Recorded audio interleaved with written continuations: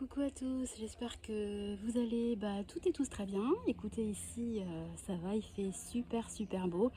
Donc j'ai décidé de filmer ma vidéo dans un coin du jardin où j'avais planté il y a quelques années des narcisses. Et là, d'année en année, ça s'étoffe. Je trouve ça trop mimi. Donc comme j'adore le printemps, j'ai décidé de commencer la vidéo avec une petite note printanière. Donc je vais dès à présent baisser la caméra pour que vous puissiez avoir vue sur ce que je souhaite partager avec vous.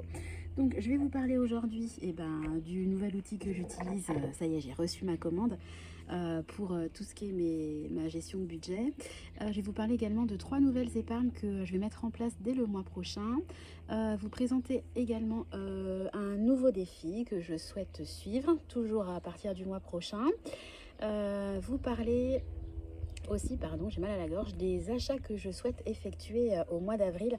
Vous savez, j'ai un budget de 250 € mensuel pour tout ce qui est les autres dépenses et j'essaie d'anticiper un maximum afin de pouvoir répartir un petit peu la charge au mieux, même si c'est pas forcément une réussite et que ce mois-ci, par exemple, typiquement, j'ai dépassé mon budget.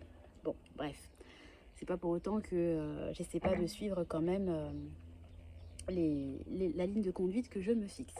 Donc je vous présente tout de suite mon nouvel outil. Alors j'espère que vous allez bien voir parce que je regarde ce que ça donne. Parce que je mets une lunettes et la réverbération, donc je pense que ça va aller comme ça. Voilà. Donc je suppose que vous avez déjà vu ce type de classeur sur les vidéos des youtubeuses sur le budget. Vous voyez, c'est un petit peu avec des étoiles style holographique. J'adore, je suis super fan. Moi j'avais une pochette noire toute simple qui me convenait, alors c'est sûr qu'esthétiquement je préfère 1000 fois celle-là, on va pas se mentir. Le problème de ma pochette, c'est que j'avais pas d'anneau, donc une fois sur deux, quand je l'ouvrais, si j'avais le malheur de pas faire attention, ça glissait. Et quand vous avez tous les trackers, parce que j'en ai quand même, vous voyez, un paquet, quand ils sont tous mélangés, franchement c'est quand même lourd de les remettre tous dans le bon ordre. Donc je suis super contente. Je l'ai commandé chez AliExpress il y a un petit peu moins de 2 semaines, donc ça allait vite. Je m'attendais vraiment à avoir 6 semaines de délai, donc très contente. Donc je vais faire avec vous, alors j'ai déjà préparé en fait ce que je vais vous montrer, un petit point sur le suivi des autres dépenses. Alors je regarde ce que ça donne, ça devrait aller. Donc j'étais à 7,17 € de déficit la dernière fois et puis mon classeur m'avait coûté 3,88 €, je l'avais déjà payé, comptabilisé, sauf que ce que j'avais oublié, c'est qu'en fait moi j'ai une perforeuse à 2 trous et que là dans ce classeur là il faut 6 trous et j'ai beau bidouiller de partout avec ma perforeuse à 2 trous, impossible de faire les 6 trous correctement. Donc je me suis recommandé une perforatrice sur Amazon ce coup-là, parce que j'ai pas voulu attendre 3 semaines pour pouvoir utiliser le classeur. Un peu comme un enfant qui a un jouet sans pile, franchement là j'avoue j'avais pas le courage d'attendre, donc elle m'a coûté 6,99 €. Donc à aujourd'hui je suis à un déficit de 14,16 € sur mon budget mensuel de 250 €. Bon, écoutez, objectif le mois prochain, respecter mon budget. Donc par rapport à cette dépense, on en vient à mon fameux défi des 2 €.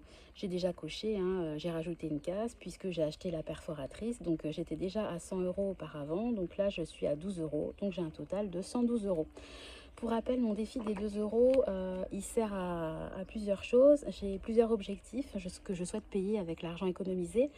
D'une part, payer l'abonnement à la poubelle de déchets verts qu'on a, payer également l'entretien de la chaudière et puis payer les assurances scolaires des enfants, des deux, puisque les deux iront à l'école à la rentrée. Donc l'année dernière, j'en avais eu pour 227,80 €. Donc là, je me suis donné un objectif de 230 € avec mon défi des 2 €. Étant donné qu'on n'est même pas fin mars et que j'ai déjà 112 €, je pense que j'atteindrai largement dans l'année les 230 € et que les objectifs fixés vont être atteints. Donc très contente. Je vous parlais en début de vidéo du fait que j'ai décidé de mettre en place 3 nouvelles épargnes. Donc dans un premier temps, je vais faire une épargne promotion. En fait, je me suis dit qu'il fallait que je le fasse quand ce mois-ci j'ai passé commande. Vous savez, j'ai commandé des couches en super promo chez Vente Privée. J'en ai eu pour 60 euros. Et bah forcément, ça empiète, que ce soit sur le solde de votre compte courant ou sur votre budget alimentation ou autres dépenses. Enfin, les promotions, à un moment donné, même si c'est très intéressant, il faut quand même avancer l'argent. Et je me suis dit que ça serait quand même bien que j'ai une épargne promotion. Alors, j'avais des abonnés qui m'avaient conseillé de me servir du solde de ma carte fidélité. C'est une bonne idée, sauf que typiquement, si je veux utiliser une promotion chez Vente Privée, je sais pas, ma carte de fidélité Intermarché, elle va pas fonctionner et je vais être obligée de prendre de l'argent sur mes comptes. Donc je me suis dit que si je me crée une petite épargne de 100 euros, je pense qu'il y a quand même largement de quoi faire avec 100 euros pour un budget promotion, bah, ça me ferait entre guillemets une petite poire pour la soif et bah, que ça ferait pas de mal à mon budget. Donc objectif, avoir 100 euros sur mon épargne promotion. J'ai également décidé de mettre en place une épargne pour la Saint-Valentin. Alors en fait, nous la Saint-Valentin en général on la fête à la maison en amoureux. On se commande un super menu chez un traiteur. Donc ça a quand même vite fait chiffré. Et moi comme j'ai un budget mensuel de 250 euros concernant les autres dépenses, bah, un repas à 150 euros ça fait quand même... Ça pèse quand même lourd dans la balance autres dépenses. Donc je me suis dit que ça serait bien de commencer une petite épargne Saint-Valentin. En plus, je vous cache pas que le tracker, je l'ai trouvé trop mignon. Donc bah voilà, chaque cœur équivaut à un montant de 12,50 €. Donc voilà, j'ai le temps, mais je me dis que ça serait bien, pareil, d'anticiper ce genre de dépenses qui, mine de rien, peut vraiment participer à vous plomber votre budget autres dépenses. Donc je me dis que plus j'anticipe, bah, plus ça va se passer en douceur et voilà, épargner 12,50 €, c'est rien entre guillemets, alors que sortir 150 euros d'un coup, oh, voilà. Et puis enfin, alors là je suis désolée, je vous laisse le suspense, je vais vous en parler très prochainement. Avec mon chéri, on a quelques achats spécifiques à faire, donc on s'est donné un budget de 300 euros. Voilà, donc l'objectif, ça serait de l'atteindre, on va dire au début de l'été, hein, ça serait pas mal. Donc je vais essayer un petit peu d'axer l'épargne sur ce projet-là. Donc vous inquiétez pas, je vais vous en parler très prochainement. Alors ensuite, je vous ai parlé en début de vidéo du fait que je voulais mettre en place un nouveau défi. Alors il est tout simple. En fait, c'est le défi, je l'ai appelé le défi des 1 euro. Donc le montant, il sera surprise. C'est un peu comme le principe des 2 euros. Je me suis dit que j'allais partir du même principe que pour le défi des 2 euros. Donc pour rappel, le défi des 2 euros, à chaque fois que je fais un achat en carte bleue, pour de l'alimentation, pour un coiffeur, pour de l'essence, enfin tout ce que je paye par carte, je m'auto-paye, entre guillemets, 2 euros sur un compte épargne dédié. Donc ce fameux défi des 2 euros, je vous ai expliqué qu'il servirait à payer trois dépenses spécifiques. Je me fixe donc un montant à atteindre de 230 euros, mais je sais pertinemment que je vais dépasser l'objectif. Donc tout ce qui aura en surplus des 230 euros, ça va participer à alimenter en fait mon fameux challenge des 100 enveloppes. Vous savez, le challenge qui permet à la fin d'obtenir un montant de 5050 euros. Je trouve qu'il avance vraiment très lentement de mon côté et je voudrais donner un petit coup de boost à ce challenge. Donc je me suis dit que j'allais me servir du défi des 2 euros pour l'alimenter et que j'allais également créer un défi des 1 euro pour l'alimenter. Alors ce défi-là, c'est quasiment le même principe que le défi des 2 euros. Sauf que au lieu que ça soit des dépenses en carte bleue effectuées, là ça va être à chaque facture, à chaque prélèvement, si vous voulez, je vais faire comme pour le défi des 2 euros, sauf que là je me verserai 1 euro par prélèvement. Donc quand j'entends prélèvement, c'est tout ce qui est eau, gaz, électricité, assurance des appartements, internet, toutes les factures fixes, tous les prélèvements. À chaque prélèvement, je me ferai un petit versement d'1 euro par prélèvement. Alors je me suis fait un tableau Excel où j'ai répertorié en fait le nombre de prélèvements et le jour aussi du mois pour lequel la somme est prélevée. D'ailleurs, c'est utile quand on veut suivre son budget de savoir à quelle date tel prélèvement passe, soit dit en passant. Et j'ai 25 prélèvements qui passent dans le mois. Donc ça me garantit, entre guillemets, de mettre automatiquement au minimum 25 euros de côté sur mon challenge des 100 enveloppes.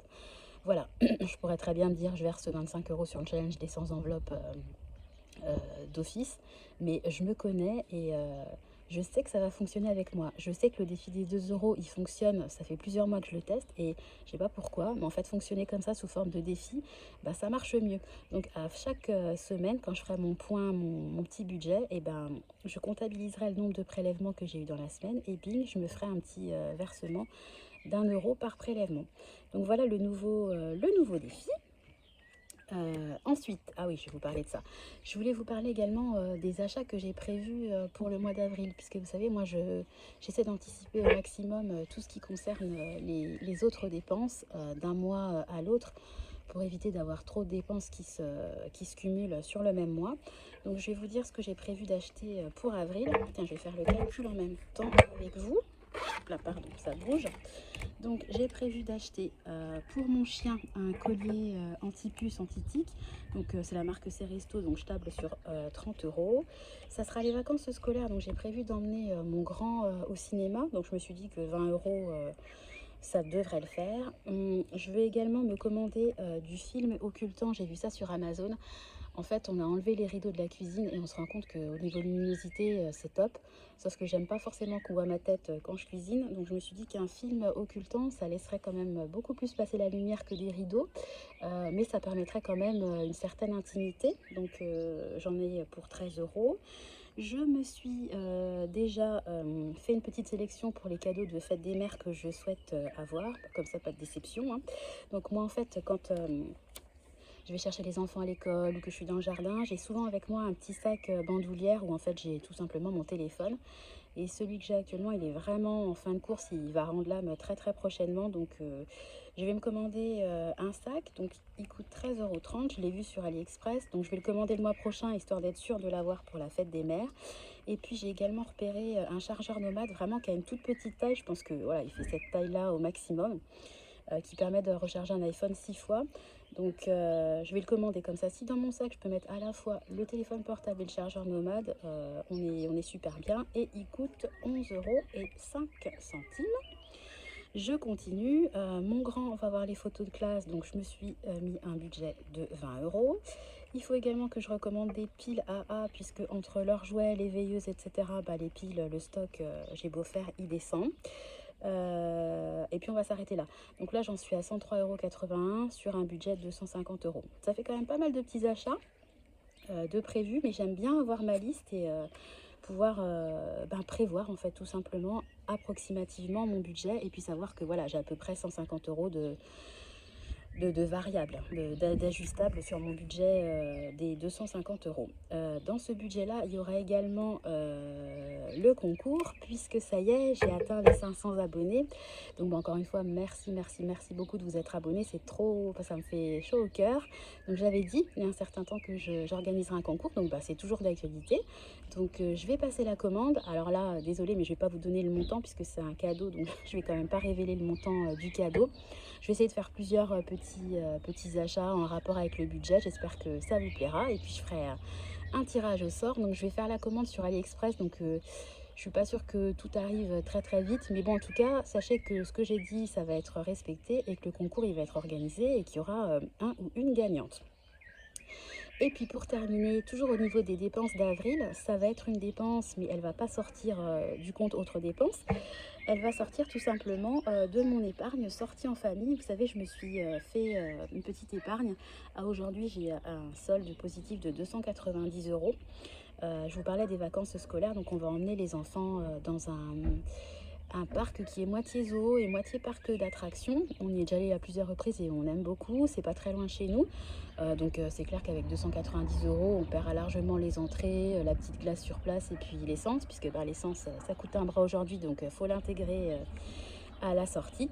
Donc voilà, typiquement les épargnes, c'est à ça que ça sert, quoi. Je vous parlais tout à l'heure du fait de prévoir une épargne pour la Saint-Valentin. Moi, je trouve ça génial, quoi, d'épargner, d'avoir de côté la somme et puis de pouvoir prévoir quelque chose sans se dire, oh là là, comment je vais faire avec 250 euros, si j'ai acheté le collier pour le chien, les photos de classe pour mon grand, etc. Et d'être ric-rac. Là, au moins, je sais que l'argent est disponible. Donc, on est serein par rapport à ça. D'ailleurs, je vous parlerai au moment venu, au moment de cette sortie, d'un petit plan que j'ai eu. On va être trois à payer l'entrée puisque le petit, c'est gratuit. J'ai trouvé un bon plan où en fait j'arrive à gratter entre guillemets 3 euros, 1 euro par entrée. Donc bah, ça vaut toujours le coup. Donc bah, quand on partira dans ce parc-là, je vous en parlerai pour que vous puissiez bah, vous aussi de votre côté profiter de ce type de réduction. Voilà, bon écoutez, j'ai essayé de faire une vidéo assez concise, hein, parce que j'ai tendance à m'étaler et à faire durer les vidéos. J'espère que le nouveau décor de Narcisse en début de vidéo vous aura plu. J'espère aussi que vous avez entendu les petits oiseaux dans le jardin. Bah, je vous souhaite à tous bah, une bonne journée. J'espère que votre budget se porte bien. Je reviendrai de toute façon rapidement vers vous dans une prochaine vidéo. Alors j'ai noté ce dont je voulais vous parler. Je vous ferai un bilan sur le budget alimentaire et les autres dépenses du mois.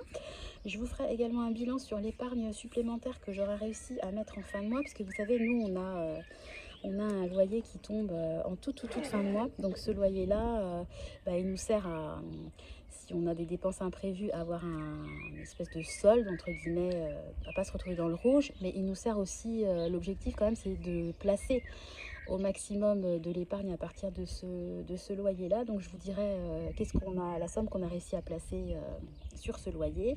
Et puis je vous ferai un petit point sur les différents défis que je suis actuellement. Je vous ai parlé là du défi des 1 euro et des 2 euros, mais j'en ai quelques-uns qui sont en cours et qui sont actifs. Donc voilà, je vais vous parler un petit peu des différents défis que je suis et que je compte vraiment bah, réaliser cette année et année à venir, puisque le défi typiquement des sans enveloppe, c'est clair, je ne mettrai pas 5 000 euros de côté sur ce défi cette année. Voilà, bon bah écoutez, voilà, je vous ai fait le point de la prochaine vidéo. Bah, j'espère que votre semaine s'est bien passée. Je vous fais des gros bisous, je vous dis à très bientôt. Et puis bah voilà, j'espère que la vidéo vous a plu. À bientôt, bye bye.